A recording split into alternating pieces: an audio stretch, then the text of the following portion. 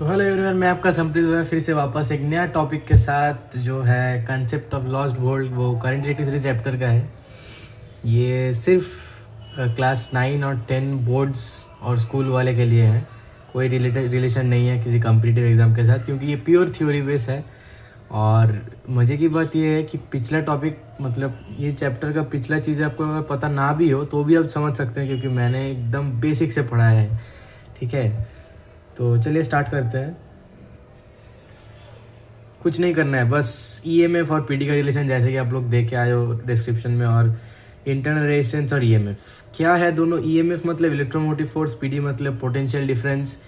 और हम लोग यही दोनों को डिटेल में समझेंगे क्यों लॉस्ट वोल्ट होता है। और ये एक बहुत हेटेड टॉपिक है इस चैप्टर का। बहुत लोग बोलते हैं कि भैया समझ नहीं आता कंसेप्ट, ये क्यों है, हो रहा है, कैसे हो रहा है, लोग रटते रहते हैं। नहीं, आसान है चीज़ें, देखिएगा। पहले समझते ईएमएफ और पीडी है क्या। ईएमएफ मतलब इलेक्ट्रोमोटिव फोर्स, ठीक है, और पोटेंशियल डिफरेंस मतलब पीडी मतलब पोटेंशियल डिफरेंस। मैं लिख देता हूँ यहाँ पे, नाम से ही पता चल रहा होगा ये काइंड ऑफ फोर्स है, लेकिन एक ऐसा फोर्स है जो एक्सेलरेशन तैयार नहीं करता है। ठीक है, वो समझेंगे। मतलब मैकेनिकल फोर्स नहीं है ये, एपरेंट फोर्स है ये। तो क्या है भाई, ईएमएफ का ईएमएफ बोल रहे हैं work done in carrying unit positive charge once round a complete circuit. मतलब एक सर्किट, आपको पता होगा, आप करंट इलेक्ट्रिसिटी पढ़ने आए हो, एक सर्किट के बाहर से एक्सटर्नली पूरा सर्किट के एक चक्कर काटने में जितना वर्क डन लगता है पॉजिटिव चार्ज के साथ, वही आपका ईएमएफ हो जाएगा। समझ आया? फिर से, work done in carrying unit positive charge मतलब यूनिट पॉजिटिव चार्ज, एक यूनिट मतलब कुछ भी हो सकता है, कोई भी यूनिट हो सकता है। एक यूनिट का पॉजिटिव चार्ज आप पूरा सर्किट के बाहर चक्कर कटवा रहे हो, जितना भी वर्क डन वहाँ पे हो रहा है वही आपका ईएमएफ। आप यहाँ पे वर्क डन मतलब एफ एस कॉस थीटा या फोर्स इनटू डिस्प्लेसमेंट नहीं लगा सकते। क्यों? यहाँ पे फोर्स आपका मैकेनिकल फोर्स नहीं है। समझ रहे हो? फिर आता है potential difference, amount of work done in carrying unit positive charge, यहाँ भी positive charge from one point to another. अब दोनों तो सेम लग रहा है भाई, अब जी बिल्कुल नहीं, दोनों सेम बिल्कुल नहीं है। इसमें देखिए फ्रॉम वन, अरे इसमें from one point to another, ये कहाँ का? सर्किट के अंदर का, मतलब कंडक्टर के अंदर। और यहाँ पे राउंड अ कंप्लीट सर्किट, ये सर्किट के बाहर, मतलब पूरा सर्किट का एक चक्कर। और यहाँ पे एक पॉइंट से एक पॉइंट, यहाँ पे स्पेसिफाइड है पॉइंट्स, यहाँ पे इनफाइनाइट पॉइंट हो सकते हैं, क्योंकि कहाँ का कौन सा पॉइंट आपको नहीं पता है। इनफाइनाइट पॉइंट होते हैं, लेकिन यहाँ पे पॉइंट्स आर स्पेसिफाइड। यही मेन फर्क था जो समझना इंपॉर्टेंट है, ये समझने के लिए क्यों potential difference of a cell is lesser than EMF. यही अब आज का मेन टॉपिक है। अगर ये नहीं समझो तो वो भी नहीं समझ आएगा। फिर से, ईएमएफ क्या होता है? कंप्लीट सर्किट के राउंड जितना भी वर्क डन हो रहा है पॉजिटिव चार्ज कैरी करने में, वही आपका ईएमएफ है। पोटेंशियल डिफरेंस क्या है? एक पॉइंट स्पेसिफाइड है, एक पॉइंट से दूसरा पॉइंट में जाने के लिए कितना वर्क डन आपको चाहिए, वही आपका पोटेंशियल डिफरेंस। फिर बाकी सारे आसान है। ईएमएफ कौन सा सर्किट पे प्रेजेंट है? जहाँ पे other forms of energy are converted to electrical energy. समझो, दूसरा फॉर्म मतलब मैकेनिकल एनर्जी हो गया, कुछ भी हो गया, उससे आप लोग इलेक्ट्रिकल एनर्जी में कन्वर्ट कर रहे हो। पोटेंशियल वाला क्या है? Electrical to other forms of energy, मतलब इलेक्ट्रिसिटी या इलेक्ट्रिकल एनर्जी जो है उसको आप अदर फॉर्म ऑफ एनर्जी में ट्रांसफॉर्म कर रहे हो। फिर इधर आ रहा है कॉज, ये है इफेक्ट। अब समझो, आप अगर सर्किट के बाहर करंट नहीं फ्लो करती और ये वाला वर्क डन इलेक्ट्रोमोटिव फोर्स या ईएमएफ नहीं लगता, तो आपका पोटेंशियल डिफरेंस भी जनरेट नहीं होता। हाँ या ना बताइएगा। अगर बाहर ईएमएफ नहीं लगता तो ये कैसे होता? पोटेंशियल डिफरेंस कैसे जनरेट होता? इसलिए ईएमएफ के वजह से पोटेंशियल डिफरेंस हो रहा है। EMF is the cause, potential difference effect का। होप आपको समझ आया होगा। फिर cell delivers no current through external circuit, ये ब्रैकेट में थ्रू एक्सटर्नल सर्किट मतलब बाहर का सर्किट से करंट नहीं पास हो रहा। अब समझो, अब ये बस समझाने के लिए, लॉजिकल उतना नहीं है। मानो एक ट्यूब जो चार्ज है, या कुछ भी एक इंस्ट्रूमेंट पकड़ लो, आपका मोबाइल फ़ोन हो सकता है, अंदर आप उसको प्लग इन कर रहे हो, वहाँ पे तो करंट जाके वो चार्ज हो रहा है। तो सर्किट के बाहर, मतलब अब जब फ़ोन टच करता है, कोई शॉक लगती है, इलेक्ट्रिसिटी लगती है? नहीं लगती है, क्यों? बाहर ईएमएफ काम कर सकता है, बस एग्जाम्पल के लिए समझ रहा, अंदर उसका इलेक्ट्रिकल चार्ज तैयार हो, अंदर क्या जो दौड़ रहा है, पोटेंशियल डिफरेंस दौड़ रहा है, बाहर अगर आपको करंट लगता तो ईएमएफ काम नहीं करता उधर, है ना।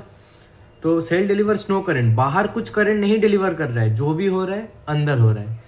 ईएमएफ का बाहर बस काम है एक पॉइंट से दूसरे पॉइंट तक, सॉरी एक सर्किट का पूरा चक्कर काट के कितना वर्क डन हो रहा है वो तय करना। लेकिन पोटेंशियल डिफरेंस का क्या काम है, एक स्पेसिफाइड पॉइंट, ये पॉइंट से ये पॉइंट, और करंट आप ले जा रहे हो वो अंदर है, कंडक्टर में है या फिर इलेक्ट्रिकल फील्ड में है, लेकिन बाहर नहीं है। देखिए एक्सटर्नल सर्किट जहाँ पे ये करंट द्वारा मतलब कोई करंट डिलीवर नहीं कर रहा है, वहाँ पे ईएमएफ और पोटेंशियल डिफरेंस का वैल्यू सेम होगा, करंट तो नहीं है ना। और ये इंडिपेंडेंट ऑफ रेजिस्टेंस, बाहर तो कोई रेजिस्टेंस होगा नहीं। रेजिस्टेंस मतलब कि आपको पता ही होगा, जो करंट का फ्लो को अपोज करता है, tends to oppose, Ohm's law में आया था वो और बाद वाला चीजें हैं। इंडिपेंडेंट ऑफ रेजिस्टेंस की मतलब कुछ भी रेजिस्टेंस वहाँ पे नहीं लागू होगा, है ना।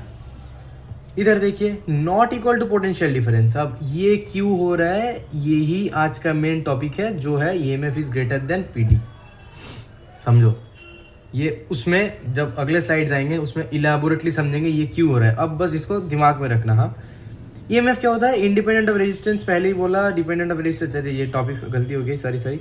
EMF greater than PD, potential difference EMF से छोटा है, इधर भी सेम चीज लिखा हुआ है। After electrical energy appears, potential difference छोटा है ईएमएफ से। ये क्यों हो रहा है, क्योंकि ईएमएफ बाहर से फ्लो हो रहा है, पोटेंशियल डिफरेंस अंदर से फ्लो हो रहा है। रेजिस्टेंस कहाँ लग रहा है, बाहर या अंदर, अंदर लग रहा है, इसलिए थोड़ा सा वोल्ट वहाँ पे नीचे हो रहा है। जो वोल्ट है उसका चार्ज का, जो रेजिस्टेंस की वजह से जो चार्ज हट रहा है वहाँ से, वही आपका मान लो वोल्ट है, वो कम हो रहा है। अब समझ रहे हैं, इसी को कहते हैं लॉस्ट वोल्ट, और इसी का कंसेप्ट आज हम लोग पढ़ने वाले हैं। अगले पे आते हैं, बस थोड़ा सा ये चीज़ें नोट कर लेना, ये आउट ऑफ कंटेक्स्ट है, बस आपके एग्जाम्स के लिए है। आज का मेन टॉपिक से इसका कोई उतना रिलेशन है नहीं। ईएमएफ क्या, ये पहले ही बता चुका हूँ, not a mechanical force because doesn't produce any acceleration, कोई भी एक्सेलरेशन नहीं प्रोड्यूस कर रहा है। अगर एक्सेलरेशन प्रोड्यूस करता, इधर उधर भागने लगते चार्ज, वो भागते हैं पर एक्सेलरेटेड नहीं है। क्यों, माइन्यूट पार्टिकल्स है, मास निग्लिजिबल है, एक्सेलरेशन नहीं रहते। अरे मानो force is equals to mass into acceleration, mass अगर बहुत नेग्लिजिबल है तो कैसे आपका उतना मतलब नोटिसेबल फोर्स या नोटिसेबल एक्सेलरेशन तैयार होने वाला है। EMF is independent of size, किसका साइज, कंडक्टर का, और या फिर आपका वो मान लो इलेक्ट्रोड का। Depends on nature of electrolyte and material of electrode, electrode कितना भी बड़ा हो, वो कितना करंट डिलीवर कर रहा है उसके ऊपर डिपेंड करेगा, लेकिन ईएमएफ से कोई लेना देना नहीं है। Depends of nature of electrolyte, electrolyte का जो फ्लूइड अंदर आप यूज कर रहे हो उसका नेचर कैसा होगा, कुछ भी, कोई भी इलेक्ट्रोलाइट हो सकता है, पानी भी एक इलेक्ट्रोलाइट है कभी कभी। मटेरियल ऑफ इलेक्ट्रोड, इलेक्ट्रोड का मटेरियल, जो इलेक्ट्रोड आपको दिखा रहे हैं, रुको मैं लाया हूँ डायग्राम्स। ये मान लो आपको दोनों इलेक्ट्रोड, ये दोनों इलेक्ट्रोड, ये इलेक्ट्रोलाइट है, इन दोनों के ऊपर डिपेंड करेगा, है ना, क्योंकि यही सर्किट बना रहा है। इसमें आएंगे, बहुत इलेबोरेटली समझेंगे इसको। पोटेंशियल डिफरेंस क्या है, acts between body and conductor, ये बात बहुत बहुत बहुत इंपॉर्टेंट है, क्योंकि इसी चीज के ऊपर पूरा थ्योरी खड़ा हुआ है। बस कुछ नहीं, वो एक वोल्ट को मैंने डिफाइन करा, 1 joule of work done to carry 1 unit positive charge in an electrical field और conductor from one point to another, आप लिख लेना, वही चीजें हैं। 1 वोल्ट मतलब 300 स्टैट वोल्ट, एक सीजीएस और एसआई यूनिट का रिलेशन, बस आसान चीजें हैं। ये डेफिनेशन वाइज कुछ कंसेप्ट इसमें है नहीं, देख लेना, ठीक है। अब चीज पे आते हैं, यही है मेन चीज, और इसी के लिए हम लोग आज वीडियो बना रहे हैं। समझ रहा मेरे भाई, धीरे धीरे। हाँ, फिनोमेना को एक फ्लो चार्ट के फॉर्म में लिखेंगे, फ्लो चार्ट के हिसाब से चलेंगे। हाँ, बिल्कुल आसान बनाएंगे। याद रखना, आप जो करने जा रहे हो ये सबसे हेडेड कंसेप्ट है 9 और 10 लेवल का, ठीक है। पहला क्या होता है, कुछ भी आप ये करंट मतलब डिलीवर करते हो एक उसमें डिवाइस पे, पहला चीज क्या होता है, करंट दौड़ता है सर्किट से, राइट। तो हम लोग पहला लिखते हैं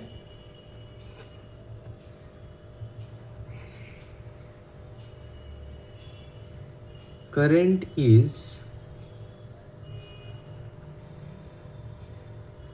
डिलीवर्ड, पहला काम यही है, करंट डिलीवर हो रहा है, वरना बाकी चीज़ें नहीं होता। कहाँ कहाँ से? एक आपका इंटरनल सर्किट, दूसरा एक्सटर्नल सर्किट, ठीक। अब इंटरनल सर्किट से पूरा चीज़ें अलग हो जाती है। अच्छा, इसको ऊपर नीचे कर देते हैं। एक एक्सटर्नल सर्किट और एक इंटरनल सर्किट। जो भी काम यहाँ पे होता है इंटरनल सर्किट से चीज़ें अलग हो जाती है। अब समझना, इंटरनल सर्किट से जब जाएगा रेजिस्टेंस रहेगा वहाँ पे, तो ड्यू टू रेजिस्टेंस, आर लिख रहा हूँ रेजिस्टेंस को, flow of charge gets opposed. यही मैंने कहा था, रेजिस्टेंस लगेगा, चार्ज का फ्लो अपोज हो जाएगा, ठीक है। वहां पे कुछ करंट, कुछ अमाउंट ऑफ करंट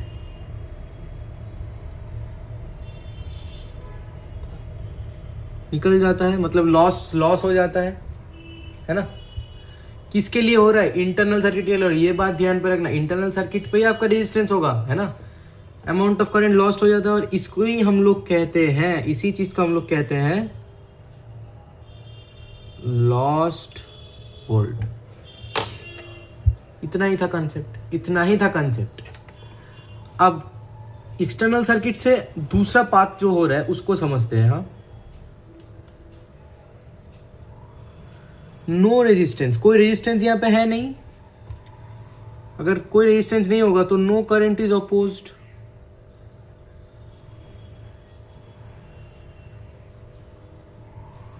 सीधी बात। ऐसे भी तो करंट बहुत नेग्लिजिबल अमाउंट में फ्लो करता है बाहर से, तो करंट अपोज कम होगा, इसलिए यहाँ पे कोई लॉस वोल्ट का सीन ही नहीं आएगा ना, सिर्फ इंटरनल सर्किट के लिए। इसलिए हम लोग इंटरनल सर्किट के बारे में बात कर रहे हैं। तो अब मानो यहाँ पे अगर x करंट फ्लो हो रहा है और यहाँ पे अगर y करंट फ्लो हो रहा है, तो हमेशा x ग्रेटर देन y होगा। तो इसीलिए ना EMF ग्रेटर देन PD होता है। समझे बात को? यही है कंसेप्ट, इतना ही था। इसको ही लोग रट लेते हैं, बना लेते हैं, ट्रॉमेटिक लगता है लोगों को। कुछ नहीं। मेन रीजन क्या है? मेन रीजन क्या है? मेन रीजन है due to resistance. Internal resistance बोलोगे और अच्छा है, ये रेजिस्टेंस इंटरनल वाला है, यहाँ पे लिख ही दिया इंटरनल सर्किट का जो रेजिस्टेंस होगा, इसीलिए चीजें बिगड़ती है। समझ रहे हो बात को? समझ रहे हो बात को? इसको एक बढ़िया सा फ्लो चार्ट में रखना है, ठीक है। आपका मेन काम कहाँ का है? इंटरनल सर्किट का है। मेन काम इंटरनल सर्किट का है। अब एग्जाम में ऐसे भी लिख कर आ सकते हो, बहुत डायग्रामेटिकली रहेगा, ठीक है ना। फिर समझते हैं इसको और अच्छे से विजुअलाइज करते हैं चीजों को। मानो कुछ ये आपका इलेक्ट्रिकल फील्ड है। हाँ, इलेक्ट्रिकल फील्ड है, ठीक है। ये आपका इलेक्ट्रिकल फील्ड आ रहा है। ये वाला जो चीज है आपका कंडक्टर है, और ये ब्लैक वाला, काला वाला जो है ये आपका सर्किट है, और ये आपका रेजिस्टेंस है। ये वाला आपका रेजिस्टेंस है, ठीक है। अब मैंने क्या कहा था? EMF कहाँ से दौड़ रहा है? EMF बाहर से, एक्सटर्नल सर्किट से। एक्सटर्नल सर्किट मानो यहाँ पे इमेजिनरी एक चीज बनाया, लाइन बनाया, यहाँ से आपका EMF दौड़ रहा है, रास्ते पे कोई रेजिस्टेंस नहीं है। ये आपका कहाँ से? एक्सटर्नल सर्किट से दौड़ रहा था। तो फिर पोटेंशियल डिफरेंस कहाँ से दौड़ेगा? यहाँ से दौड़ेगा। नहीं दिख रहा होगा, यहाँ पे रेजिस्टेंस के वजह से कुछ गिर जाएगा इस जगह पे, इस जगह पे कुछ वोल्ट गिर जाएगा। यहाँ से क्या क्या क्या फ्लो करता है? पोटेंशियल डिफरेंस फ्लो करता है। पोटेंशियल डिफरेंस थोड़ा सा लॉस हो जाएगा, फिर अल्टीमेटली क्या हो जाता है, ईएमएफ जैसा का जैसा था वो कांस्टेंट ही रह जाता है और पोटेंशियल डिफरेंस गिर जाता है। तो फिर potential difference is lesser then electromotive force. यही चीज़ें हम लोगों को एस्टेब्लिश करना था। बस खेल ख़त्म, इतना ही था। मेन चीज़ मतलब मेन कंसेप्ट अगर आपको ग्रिप पे लाना है तो इसी फ्लो चार्ट को आप पढ़िए, आराम से हो जाएगा, ये मेरी गारंटी है। समझ रहे हो? अब इस स्लाइड में कुछ करना नहीं है, जो लास्ट स्लाइड में पढ़ के आए उसका ही यही सेम रिपीटेशन है, बस अंतर एक ही जगह है, रिलेशंस में अंतर है। और पिछले साइड में हमने क्या करा, ईएमएफ और पोटेंशियल डिफरेंस का बीच में एक रिलेशन एस्टेब्लिश करा कि ये इससे कम है, लेस देन है ना। यहाँ पे कुछ नहीं, यहाँ पे इंटरनल रेजिस्टेंस और ईएमएफ के बारे में हम लोग बात करेंगे। वहाँ पे क्या था, ईएमएफ और पोटेंशियल डिफरेंस, यहाँ पे इंटरनल रेजिस्टेंस और ईएमएफ के बारे में हम लोग चीज़ें सॉर्ट आउट करते हैं। सेम ही जो फ्लोचार्ट पे बनाया हम लोग यहाँ पे 1 2 3 करके लिखते हैं। यहाँ ये फिर डायग्रामेटिकली मैं समझा रहा हूँ, ठीक है। पहला क्या था, पहला हम लोग क्या कर रहे थे, करंट को डिलीवर करा। अभी आपका प्योर थ्योरी, यहाँ पे कुछ सवाल नहीं बनता है, मतलब न्यूमेरिकल नहीं बनता है। क्या होता है फिर, current flows through internal and external circuit, right. यही मैंने आपको कहा था। ईएमएफ कहाँ से फ्लो होता है, एक्सटर्नल सर्किट से, राइट। कि और यहाँ पे क्या होता है, कोई रेजिस्टेंस नहीं रहता। सो आपका ईएमएफ क्या हो जाता है, एक कांस्टेंट रह जाता है। अच्छा, अब पोटेंशियल डिफरेंस इंटरनल सर्किट से जाता है जहाँ पे रेजिस्टेंस प्रेजेंट है, अमाउंट ऑफ इलेक्ट्रिसिटी नहीं, अमाउंट ऑफ वोल्ट कम हो जाता है, मतलब लॉस हो जाता है, लॉस्ट वोल्ट जिसको हम कह रहे थे। और यही फिनोमेना हम लोग क्या कह रहे थे, इसको कह रहे थे ड्रॉप ऑफ पोटेंशियल। अब ये किसके लिए होता है, ड्यू टू इंटरनल रेजिस्टेंस। यही चीज़ यहाँ पे है, बस कुछ नहीं, अलग कुछ नहीं। ज़्यादातर बुक्स में एक अलग से ये टॉपिक दिया रहता है, इसलिए पीपीटी बना है, वरना कोई ज़रूरत इसका नीड था नहीं, ठीक है।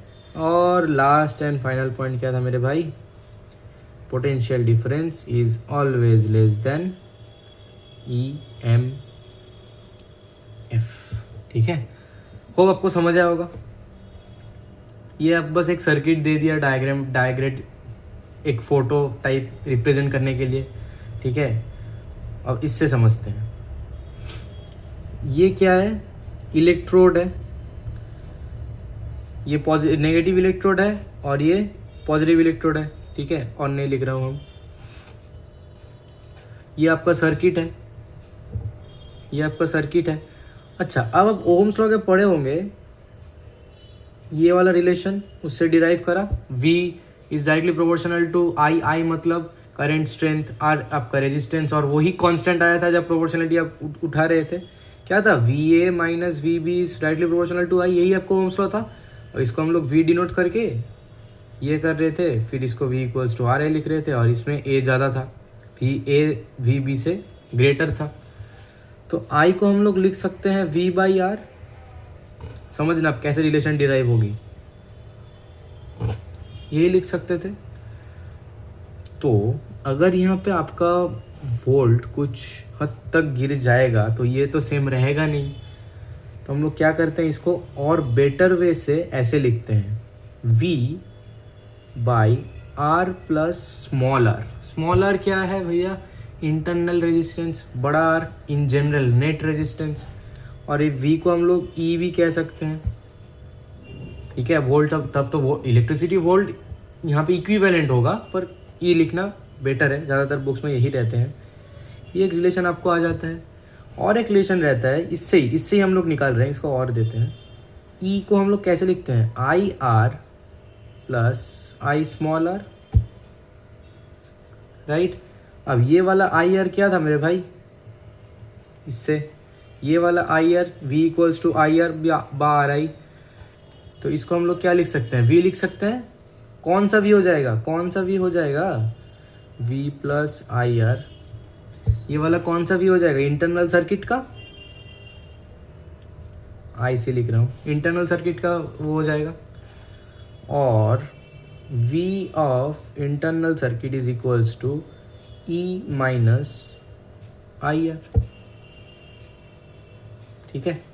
और यही आई आर आपका लॉस्ड वोल्ट, देखना पीछे माइनस लगा हुआ है, उसका ध्यान रखना, ठीक है।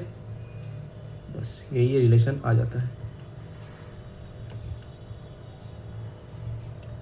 और कुछ नहीं करना होता, आसान डेरिवेशंस था, पूछे जाते हैं, ज़्यादातर टाइम रिपीटेटिव है थोड़ा, स्पेशली वेस्ट बंगाल बोर्ड और आईसीएससी में रिपीटेटिव तो है ये वाला सवाल कि डिराइव करो ऐसा रिलेशन, बस यही करना था और कुछ नहीं करना है, नथिंग। इसके लिए आज का लेक्चर यहीं तक ही रखते हैं। होप आपको समझ आया होगा, पसंद आया होगा, इजी रहा था लेक्चर, मतलब छोटा सा था, क्रिस्प था और फाइन था, और बहुत कंट्रोवर्शियल टॉपिक्स, ये सारे कंट्रोवर्शियल नहीं, मतलब ट्रॉमेटिक तो हैं, लोगों को टफ लगते हैं, लेकिन रट लेते हैं लोगों, रटने जैसी कोई चीज़ है नहीं, आसान है। आप धीरे धीरे कंसेप्ट बिल्ड करके करके करके करके समझोगे तो चीज़ें आसान हो सकती है, ठीक है। बस हम लोग इस नंबर पे कॉल कर लीजिएगा, आपको एडमिशन लेना है या कोई भी क्वेरीज हो, डाउट्स हो, कुछ भी हो। हम लोग ऑनलाइन और ऑफलाइन क्लास दोनों देते हैं, क्लास 9 और 10 आईसीएससी और 10 वेस्ट बंगाल बोर्ड, प्लस हम लोग फाउंडेशन भी कराते हैं JEE mains physics and NEET bio के लिए। जेईई मेंस फिजिक्स और नीट बायो ध्यान से, हाँ, जेईई मेंस इंजीनियरिंग वालों के लिए, नीट मेडिकल आपको पता ही होगा। और हम लोग अभी अप्रैल के आसपास केमिस्ट्री और मैथ्स का फैकल्टी बहुत जल्दी लाने वाले हैं, और एक नया वीडियो आएगा जिसमें हम लोग पूरा फैकल्टी ग्रुप डिटेल, एडमिशन का प्रोसेस, फीस, नॉमेनक्लेचर, सब कुछ जो है हम लोगों का ऑफलाइन वाला इंस्टीट्यूट का, सब कुछ अनाउंस करेंगे। एक वीडियो के फॉर्म में पूरा रहेगा, आप देखकर समझ जाओगे। और आप लोग बता देना कि कौन सा आपको चाहिए, कि कौन सा टॉपिक पे चाहिए। और एक पूरा प्लेलिस्ट आने वाला है करंट और इलेक्ट्रिसिटी का, 10th का, सिर्फ 10th का, 9 वाले के लिए वो एडवांस हो जाएगा। 10th का पूरा प्लेलिस्ट आने वाला है, 6 लेक्चर का, 6 या 7 अप्रॉक्स लेक्चर का पूरा करंट इलेक्ट्रिसिटी एक कोर्स आने वाला है। अब जरूर देखिएगा, क्रैश कोर्स टाइप का है, डिटेल में भी हम लोग पढ़ाते हैं, ऑफलाइन बैचेस में आप आ सकते हो, उधर रहता है, ठीक है। तो और हाँ, ये वाला जो पीडीएफ है क्लास नोट के लिए, डिस्क्रिप्शन में एक लिंक दिया हुआ है, लिंक को क्लिक करके आप लोग ड्राइव से उधर एक्सेस कर सकते हो, और इसमें व्हाट्सएप और कॉल दोनों अवेलेबल है। तो मैं आपका संप्रीत भैया, डोपामिन का फाउंडर और physics faculty, signing off, bye bye.